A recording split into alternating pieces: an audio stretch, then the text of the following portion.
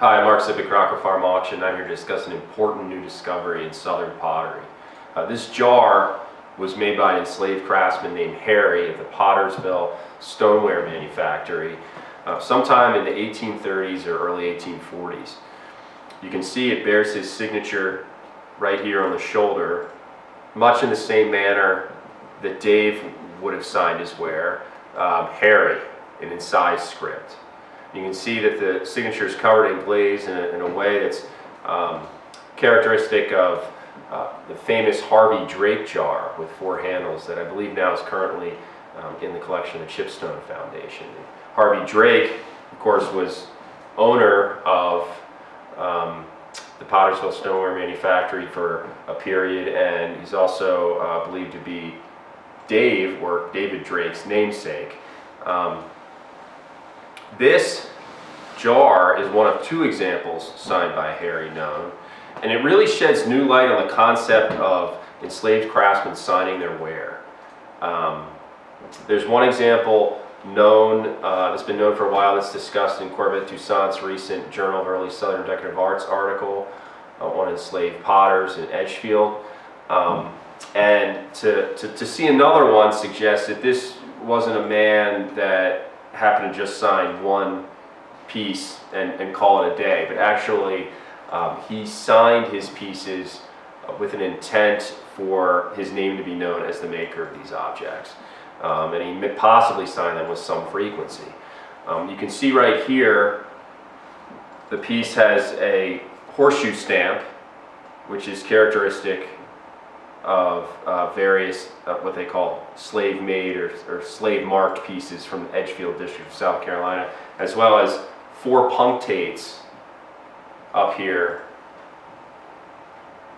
at the shoulder, which is another method of marking of the slave craftsman, which would indicate the gallonage of the vessel, in this case 4 gallons. It has a beautiful glaze, a kind of lighter olive with spotting throughout it to the bottom 2/3, and then the upper third of the jar has this heavier olive glaze that has really nice texture to it, almost a kind of a salt glaze orange peel appearance to it, to this alkaline glaze. Very nice application with some runs you can see going down the front and also on the reverse. A beautifully formed jar. You can tell that this was a confident potter, this man Harry. He was documented in period sources between 1839 and 1843 as working at the Pottersville Stoneware manufactory and listed as a turner.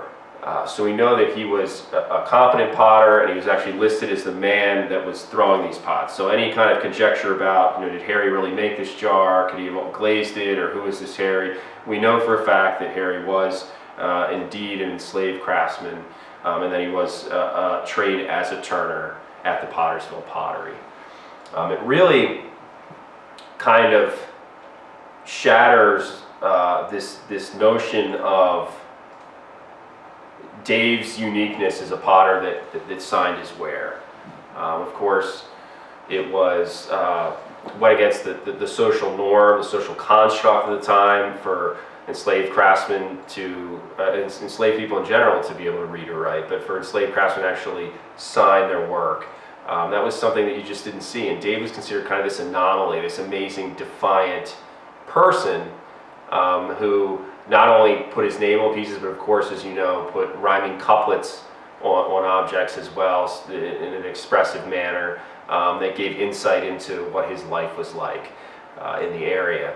Obviously, this doesn't diminish Dave's work, doesn't diminish him as an important figure in American history, but it sheds light on the concept of enslaved people wanting to be known for what they made.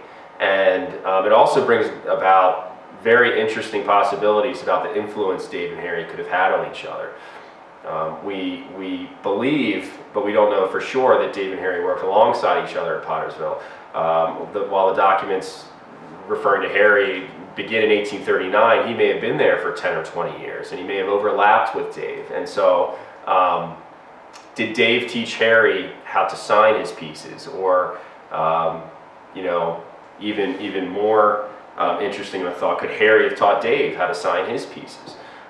It really just brings about all sorts of interesting questions about what it was like to be an enslaved craftsman in the day, and how you would work together and influence each other, and how you would want your work to be known. A lot of these so-called slave-made pots from Edgefield, the vast majority of them will have little stampings at the base, and you know, collectors or historians will say, well, that may have referred to one specific pot, or that sort of thing. In this case, you actually have the man's full name put out on the front in kind of a defiant manner. You can see that it has these really girthy handles. This is one thing that I wanted to emphasize. You can see they're very thick. They fit fairly flushly with the body of the jar. They don't stick out too far, and they're flattened on top. And they differ a fair bit from Dave's handles. If you compare this to other examples of previously unattributed Edgefield pottery, we believe a body of work for this potter can be developed. And we actually have a piece in this auction that we're selling that is firmly attributable to Harry. It's a larger jar that looks nearly identical in form to this example. Same rim construction, same thick flattened handles. It even has the punctates at the shoulder here, as well as the horseshoe stamp at the base. So it is our privilege to offer this piece in our upcoming auction, and our hope that the story of this character is further fleshed out from this and future discoveries. Thanks for watching.